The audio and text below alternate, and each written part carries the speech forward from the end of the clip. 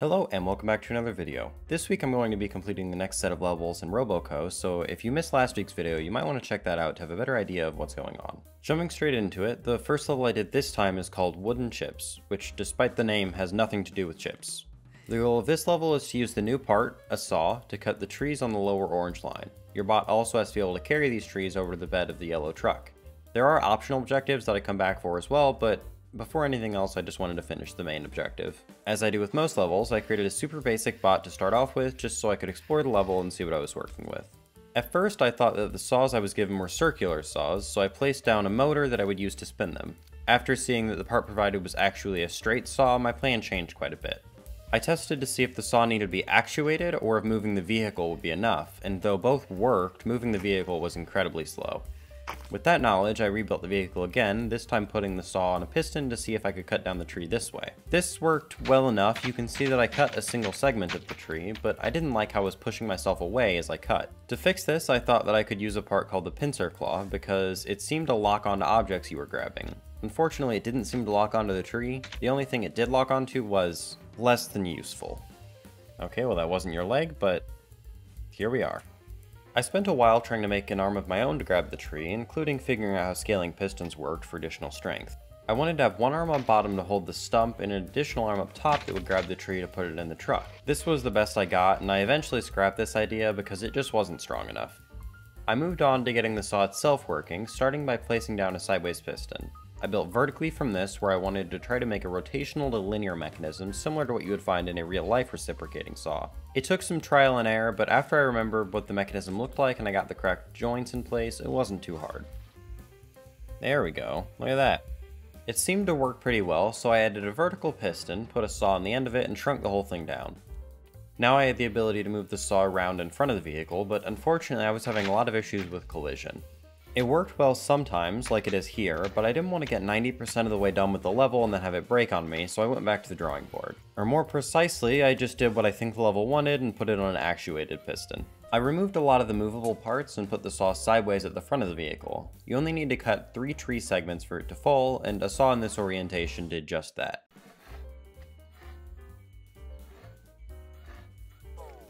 I next added a little trough for the trees to fall into, as I was going to catch them to bring them over to the truck. It was a tree trough to transport tree trunks tenderly to the truck. To hold the tree in place, I added a backboard on a piston so I could drive up and surround the tree to make sure it falls correctly.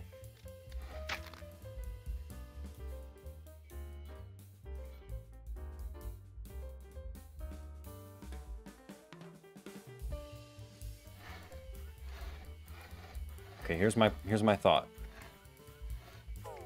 And then I back up. Okay, I need to be way longer. I was most of the way there now. My bot just wasn't quite wide enough or long enough to hold on to the tree firmly.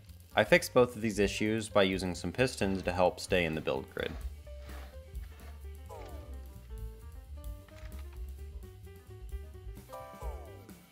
Yet again, this worked pretty well, but I had no way to eject the tree into the truck, for which my solution was to just add another piston to push it off.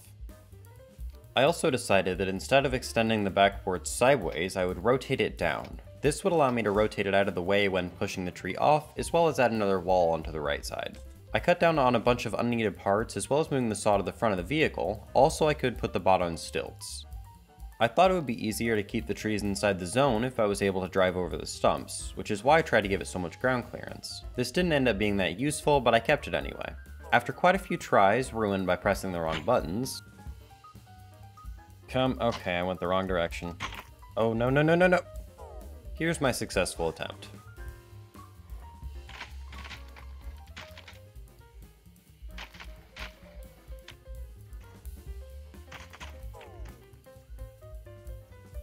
There we go. Now everything's working correctly.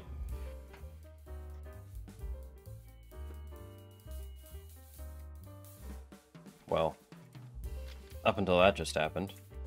You know what, good enough.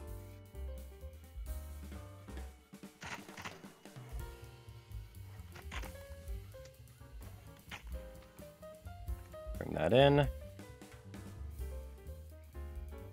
Except for that whole branch thing, this actually kind of works pretty well.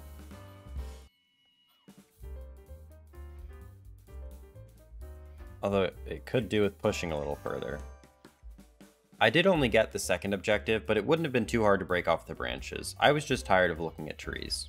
That level definitely gave me a run for my money, but the following levels were actually pretty fun. None of them took longer than 30 minutes. The next level is called Robo Coffee, and asks you to make a bot that can deliver coffee to a human on the second floor. The optional objectives here are to fill up the cup with cream, and to do it without breaking the caution tape. Again, I just created a simple bot to explore the level at first. This was my plan. Step 1 would be to have a hand grab the mug and carry it under the coffee to fill it, holding onto the cup. Step 2 would be a second hand that would reach up to the shelf with cream, which is a really weird spot to keep cream for many reasons.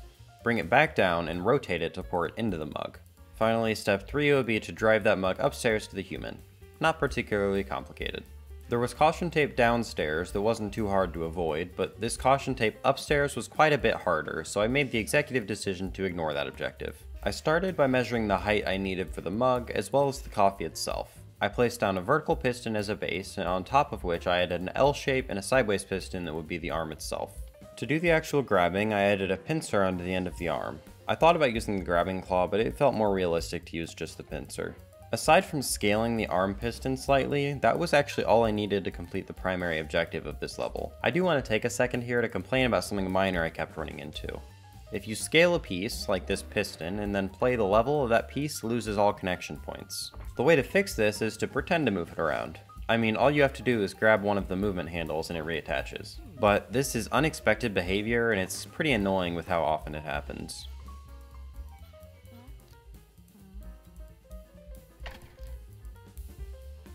Okay. Oh, come on.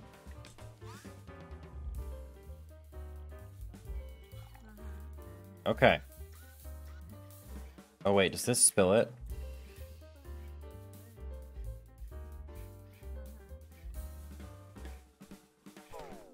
Okay. Okay, wait. Oh, no, it doesn't go down any further than that? Uh-oh. I forgot about that part. Oh, it was perfect. To add cream to the cup, I started by duplicating the first arm. The one major difference between the two arms is the cream one needed to rotate so it could pour. This was simple to add by just placing a servo right before the pincer. I also figured out how to add a different control scheme here so I could control the arms with the same buttons, just alternating between them. You can see these at the bottom left when in playtime. The highlighted ones are the active ones. Red means I'm controlling the right arm, orange is the left. I realized that I wasn't quite rotating the cream far enough, but after increasing the servo's rotation, it was ready to go.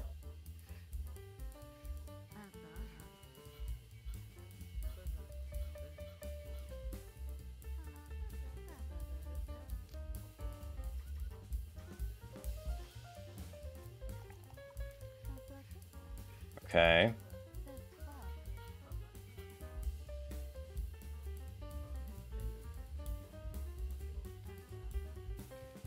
I don't know if that's technically got cream in it or not, but it sure looks like it does. Here is your coffee. Perfect. That was the final level in the telescoping pistons section. Now I was moving on to the section that introduces gears. I'm going to spoil it and say that I didn't actually use gears here at all, and I have no idea how they were supposed to be used. I don't know why, but I found the next level quite fun. It's called Freights in High Places, and just entails building a bot that can move this blue shelf to the end of the room, and optionally add this pallet on it. Of course, the first thing I thought of building here was a forklift. Not exactly anything special, but it was fun to try to replicate something that already exists. To do so, I began with just a standard heavy bot, building 2 pistons vertically that would hold the forks themselves. I lifted these pistons up a little bit so I could add a servo underneath them. If you weren't aware, the forks on a forklift actually rotate forward and back as well, ideally helping to center the load's mass over the front wheels. I gave the servo just one long rod, and added supporting joints on either side of the pistons. Using joints in this way was super satisfying because, unlike some games, it just works with no issues. I added in the forks by extending blocks on the pistons down to the floor and tested this design. It definitely went way too high, and by the end I slowed every piston and servo way down, but it definitely worked as a forklift. I noticed that I was having issues with it moving too fast, so I increased the acceleration time on the wheels. This meant that it took longer to speed up, but it didn't quite work how I wanted. I eventually reverted this because it caused weird issues when turning, but I bring it up because it's good to know that this is an option. I did not anticipate the other issues acceleration might have. The tank steering that wheels have by default in this game felt a little too aggressive, so I decided to swap it out for rear wheel steering. I did this simply by adding servos to the rear wheels and removing the controls for tank steering. Here's the run where I completed the first 2 objectives. Yeah, that works. That is way too high. Tilt it back.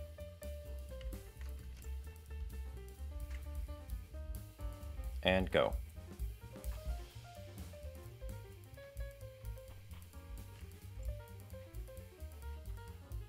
Okay, please don't fall off. Okay, we're good. Uh-oh. Oh, get out of the way. Okay, we're still good. Lean it forward a little bit.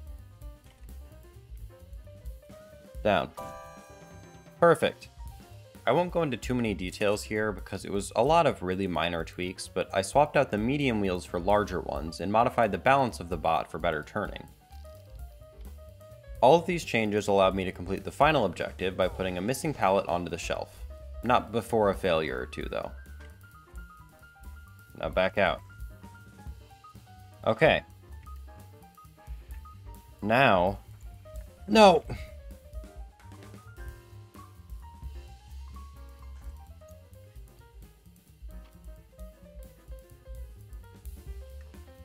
Okay. Lean it back. Move it up. No, no, no, no, no, no.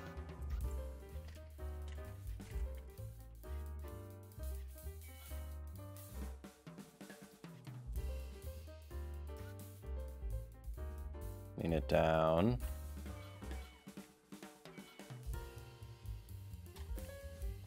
Back out. Okay. Now I need to just turn around.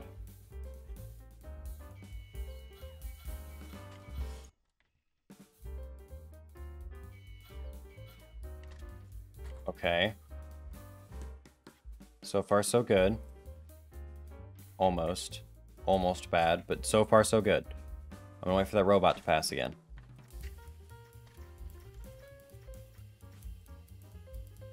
Forward.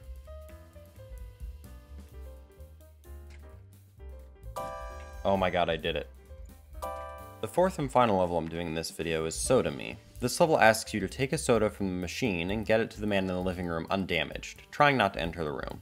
The trying not to enter the room part, I didn't really understand all that well, so at first I just created a bot that grabbed the soda and drove it to him.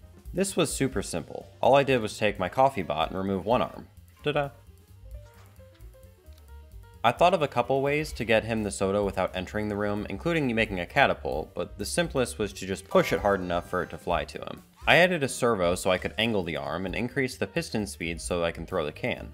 The hardest part of this level was actually just remembering what my controls were fast enough to grab the can before it got crushed. Oh gosh, I need to think more. Think longer than that. Or, often, remembering what order I needed to press the buttons in. On top of that, if you stay in this zone too long, it drops the second can, which fails the objective if that hits the floor. What? Oh, that one? That's not even cool. Anyway, my first throw didn't go particularly well, but it proved that throwing the can was possible. I made a few minor changes and tried again. My second throw hit this foam finger person, who clearly isn't even watching the game. My third throw wasn't even a throw, and you get the point. I kept trying the same spot over and over again, and eventually this happened. I was going to remake the bot, but this throw proved it would work if I tried enough times. Oh my god, I did it. This level was weird to me because it didn't feel like the solution was difficult at all, it just felt tedious. That's actually kind of how I feel about a lot of the levels. They're all fun, but their difficulty seems to be pretty random. Anyway, that was the last level for this video, but I'll give a little peek at the next level while I do my outro. I think it'll involve a lot of complicated moving parts. If you enjoyed this video, please leave a like and feel free to subscribe. If you're interested in another video like this, you can click the card on the screen or check out my channel. I'm still having a lot of fun with RoboCo, but the next video I do on it might be in the sandbox instead of the campaign. I've gotten some good ideas of things to make, but let me know if you have any ideas. Despite some criticisms I have, the game is still in early access, so it won't be too harsh. It's amazing for what it is, though things like the building mechanisms and level progression could use some work. Anyway, thank you so much for watching, and goodbye.